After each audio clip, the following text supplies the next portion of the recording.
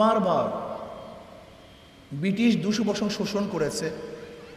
ব্রিটিশদের বিরুদ্ধে আমরা আন্দোলন করে দেশকে স্বাধীন করেছিলাম। ভেবেছিলাম এবার মানুষ মুক্তি পাবে, শান্তি পাবে। ব্রিটিশ চলে গেছে, কিন্তু মানুষের মুক্তি মিলে নেই, বৈষম্য দূর হয় নাই, মানুষ শান্তি পায় নাই। ভেবেছিলাম মুসলমানদের জন্য আলাদা ভূখণ্ড করতে পারলে আমরা শান্তি পাবো, মুক্তি পাবো। আবার মুসলিম লীগের নেতৃত্বে আমরা পাকিস্তান নামে একটা দেশ গড়েছিলাম। ভেবেছিলাম এবার শান্তি পাবো, মুক্তি পাবো, বৈষম্য দূর হবে। কিন্তু পশ্চিম পাকিস্তানের লোকগুলি পূর্ব পাকিস্তানের সাথে বৈষম্য দূর করতে পারে নাই, সাম্যতা রক্ষা করতে পারে নাই। আবার 71 ভেবেছিলাম পশ্চিম পাকিস্তান থেকে যদি আলাদা হতে পারি, স্বাধীন হতে পারি, তাহলে আমরা মুক্তি পাবো, শান্তি পাবো। আবার আন্দোলন করে বাংলাদেশ নামে একটা দেশ অর্জন করেছিলাম। ভেবেছিলাম বৈষম্য দূর হবে।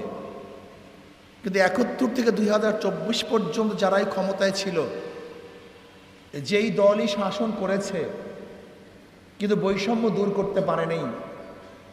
আবার 2024-এ জুলাই আগস্টের বিপ্লব হলো, বৈষম্য বিরোধী আন্দোলন, বৈষম্য দূর করো, বৈষম্য চাই না। কিন্তু আমরা কি দেখলাম, 5 তারিখের পর থেকে এই পর্যন্ত এখনো বৈষম্য দূর হয় নাই, জুলুম অত্যাচার বন্ধ হয় নাই, চাঁদাবাজি এখনো চলছে, খুন খারাপি হচ্ছে, দখলদারি চলছে, দুর্নীতি আগের মতোই চলমান, ঘুষ বাণিজ্য চলতেছে। এর কারণটা কি?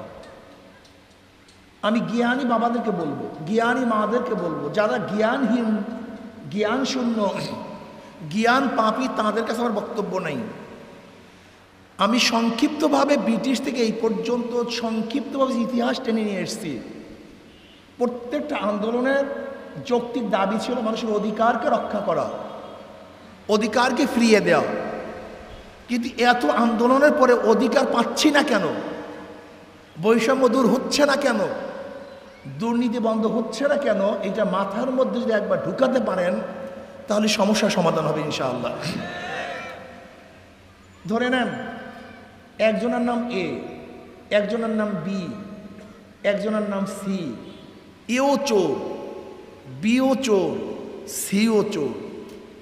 ক্ষমতায় আছে এ, সে কি করবে? কথা বলেন। আবার আন্দোলন করলাম, সংগ্রাম করলাম, হটাও এ, বসাও বি, সে কি করবে? আন্দোলন সংগ্রাম হরতাল, হটাও বি, বসাও সি, সে কি করবে? কারণটা কি? এর কারণটা বুঝতে হবে। এ চলে গেছে, বি চলে গেছে, সি চলে গেছে, কিন্তু নীতি আদর্শ চলে যায় নাই। ওসি সাহেব পরিবর্তন হয়, কিন্তু ঘুষ সাহেব ওই চেয়ারেই থাকে। ডিসি সাহেব ট্রান্সফার হয়, কিন্তু দুর্নীতি সাহেব ওই বিল্ডিংয়ের মধ্যেই লুকানো থাকে। এর কারণটা কি? মাদার গাছ লাগিয়ে আমে আশা করা যায় না।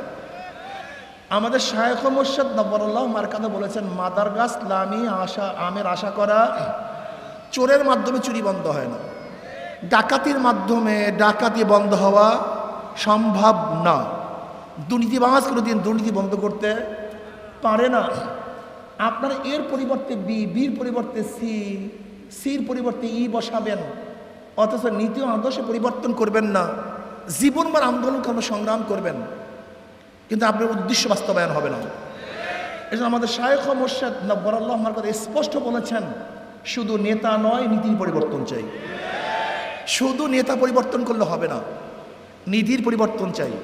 আল্লাহ পাক নিজেই বলেছেন, কু আনফুসাকুম ওয়া আহলিকুম নার, নিজে আগে বাঁচো, তারপর সমাজকে বাঁচাও, আহালকে বাঁচাও। তুমি নিজে আগে ভালো হও, তারপর ভালো বানাবার চেষ্টা করো। আপনার নেতাকে সবচেয়ে বড় লুচ্চা। আপনি কাকে নেতা মানছেন? সবচেয়ে বড় ডাকাত। আপনি কাকে নেতা মানছেন? যে সবসময় মদ পান করে ভূত হয়ে পড়ে থাকে। আপনি কাকে নেতা মেনেছেন? যার হাতের মধ্যে খুনের রক্ত। আপনি কাকে নেতা মেনেছেন? যে জালেম, অত্যাচারী, লুটেরা, দুর্নীতিবাজ। এরকম দুর্নীতিবাজ, খুনি, ডাকাত নেতাদেরকে যতবার ক্ষমতায় বসাবেন, দুর্নীতি বন্ধ হবে না। এটা হতে পারে না, হবে না। এর জন্য আমরা মনে করি শুধু নেতা নয়, নীতির পরিবর্তন চাই। শুধু নেতা নয়, নীতির পরিবর্তন চাই। কুয়ার মধ্যে আপনি মুদ্রার রেখে যতই পানি শেষ করেন না কেন, পানি পবিত্র হবে না। নেতৃত্বের মধ্যে মুদ্রার বড় গুন্ডা বদমাশ, খুনি, ডাকাত এবং ধর্ষকদের বসিয়ে আপনি একটা আদর্শবান রাষ্ট্র কায়েম করতে চান, দুর্নীতিমুক্ত রাষ্ট্র কায়েম করতে চান, মরিচিকার মধ্যে পানি সংগ্রহ করা যেমন অসম্ভব, ওই দুর্নীতিবাজের মাধ্যমে দুর্নীতিহীন রাষ্ট্র স্থাপন করা এইভাবেই অসম্ভব। এটা কোনদিন সম্ভব না। আপনি কি জানেন ইসলাম হুকুমাত হলে কি হবে? আপনি জানেন? গরিবরা জানিই না। আমাদের বড় সমস্যা গরিব। আমাদের গরিব বন্ধুরা ইসলাম সম্পর্কে জানিই না। যদি ইসলাম ক্ষমতা আসে, আগামী 5-10 বছরের মধ্যে প্রত্যেকটা গরিব দরিদ্র সীমার উপরে চলে যাবে। বর্তমান অর্থনীতি হলো ধনীকে ধনী বানায়, গরিবকে গরিব বানায়। আর ইসলামী অর্থনীতি হলো গরিবকে ধনী বানায়, বড়লোককে ভারসাম্য রক্ষা করে। ধরে নেন আজকে আপনি 5 লক্ষ টাকা ব্যাংকে আনার জন্য যাবেন, ম্যানেজার সাহেব আমাকে 5 লক্ষ টাকা লোন দেন।